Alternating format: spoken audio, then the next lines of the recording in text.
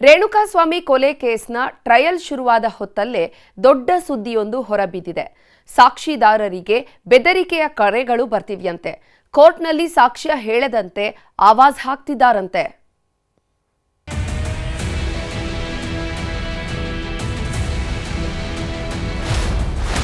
ಸ್ವಾಮಿ ಕೊಲೆ ಕೇಸ್ನ ಸಾಕ್ಷ್ಯಗಳಿಗೆ ಹಾಕ್ತಿದ್ದಾರಂತೆ ಬೆದರಿಕೆ. ವಾಟ್ಸ್ಆಪ್ ಕಾಲ್ನಲ್ಲಿ ಆವಾಜ್, ಭದ್ರತೆಗೆ ಸೂಚಿಸಿದ ಕೋರ್ಟ್. ರೇಣುಕಾಸ್ವಾಮಿ ಕೊಲೆ ಕೇಸ್ನ ಟ್ರಯಲ್ ಶುರುವಾಗಿರೋ ಹೊತ್ತಲ್ಲೇ ಸ್ಫೋಟಕ ಸುದ್ದಿಯೊಂದು ಹೊರಬಿದ್ದಿದೆ. ಕೊಲೆ ಕೇಸ್ನ ಅಸಲಿ ಕಹಾನಿ ಬಿಚ್ಚಿಡ್ತಿರೋ ಸಾಕ್ಷಿಗಳಿಗೆ ಬೆದರಿಕೆ ಕರೆಗಳು ಬರ್ತಿವಿಯಂತೆ. ನಾವು ಹೇಳಿದಂತೆಯೇ ಹೇಳಬೇಕು ಅಂತ ಮೇಲಿಂದ ಮೇಲೆ ಬೆದರಿಕೆ ಹಾಕ್ತಿದ್ದಾರಂತೆ. ಈ ವಿಷಯ ಜಡ್ಜ್ ಮುಂದೆ ಬಿಚ್ಚಿಕೊಳ್ತಿದ್ದಂತೆ ದೊಡ್ಡ ಬೆಳವಣಿಗೆಗಳಾಗ್ತಿವೆ.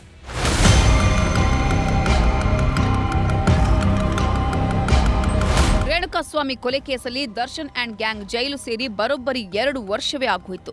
ಇವತ್ತಿಗೂ ಕೊಲೆ ಕೇಸ್ನಿಂದ ಮುಕ್ತಿ ಸಿಕ್ಕಿಲ್ಲ. ಯಾವಾಗ ಹೊರಬರ್ತಾರೆ ಅನ್ನೋದೂ ಸಹ ಗೊತ್ತಿಲ್ಲ.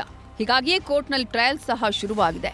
ಇಂತಹ ಹೊತ್ತಲ್ಲೇ ಶಾಕಿಂಗ್ ನ್ಯೂಸ್ ಹೊರಬಿದ್ದಿದೆ. ಟ್ರಯಲ್ ಶುರುವಾಗಿರೋದ್ರಿಂದ ಇವತ್ತು ಓರ್ವ ಸಾಕ್ಷಿಯನ್ನ ಕೋರ್ಟ್ಗೆ ಹಾಜರುಪಡಿಸಿದ್ರು. ಈ ವೇಳೆ ಸಾಕ್ಷಿದಾರ ಸ್ಫೋಟಕ ವಿಚಾರವನ್ನ ಜಡ್ಜ್ ಮುಂದೆ ತೆರೆದಿಟ್ಟಿದ್ದಾರೆ. ಅಪರಿಚಿತ ವ್ಯಕ್ತಿಯೊಬ್ಬ ಸಾಕ್ಷ್ಯ ನುಡಿಯದಂತೆ ಬೆದರಿಕೆ ಹಾಕ್ತಿದ್ದಾನಂತೆ. ಸಾಕ್ಷಿದಾರನಿಗೆ ಕರೆ ಮಾಡಿದ ಅಪರಿಚಿತ ವ್ಯಕ್ತಿಯೊಬ್ಬ ಆರೋಪಿಗಳನ್ನ ಗುರುತಿಸಲು ಸಾಧ್ಯವಿಲ್ಲವೆಂದು ಹೇಳುವಂತೆ ಬೆದರಿಕೆ ಹಾಕ್ತಿದ್ದಾನೆ. ಬಾರ್ ಬಳಿ ಇರುವ ಸಿಸಿಟಿವಿಯನ್ನ ಪೊಲೀಸರು ತೆಗೆದುಕೊಂಡು ಹೋದ್ರು ಅಂತ ಹೇಳು ಅಂತಿದ್ದಾನೆ. ಅಲ್ಲದೆ ಕಿಡ್ನಾಪ್ ಮಾಡಿದ ಆರೋಪಿಗಳನ್ನ ಗುರುತಿಸಲಾಗುವುದಿಲ್ಲ ಅಂತ ಹೇಳಬೇಕಂತೆ. ಪೊಲೀಸರ ಮಹಜರ್ನಲ್ಲಿ ಏನಿದೆ ಅನ್ನೋದು ನನಗೆ ಗೊತ್ತಿಲ್ಲ ಅಂತ ಹೇಳು. ಪೊಲೀಸರು ಜಸ್ಟ್ ಸಹಿ ಹಾಕು ಅಂದ್ರೂ ಹಾಕಿದೆ ಅಂತ ಹೇಳುವಂತೆ ಬೆದರಿಕೆ ಹಾಕ್ತಿದ್ದಾನಂತೆ. ಹೀಗೆ ಅಪರಿಚಿತ ವ್ಯಕ್ತಿ ಹಾಕಿದ ಬೆದರಿಕೆಯನ್ನ ಜಡ್ಜ್ ಮುಂದೆ ಹೇಳ್ತಿದ್ದಂತೆ ಸಾಕ್ಷ್ಯ ನಾಶಕ್ಕೆ ಯತ್ನಿಸಿರೋದಕ್ಕೆ ಪ್ರತ್ಯೇಕ ಪ್ರಮಾಣ ಪತ್ರ ಸಲ್ಲಿಸುವಂತೆ ಸೂಚನೆ ನೀಡಿದರು. ಅಲ್ಲದೆ ಟ್ರಯಲ್ ಸಾಕ್ಷಿ ಹೇಳುವ ಪ್ರಕ್ರಿಯೆ ಮುಗಿಯುವವರೆಗೆ ಭದ್ರತೆ ಒದಗಿಸುವಂತೆ ತನಿಖಾಧಿಕಾರಿಗೆ ಸೂಚನೆ ಕೊಟ್ಟಿದ್ದಾರೆ.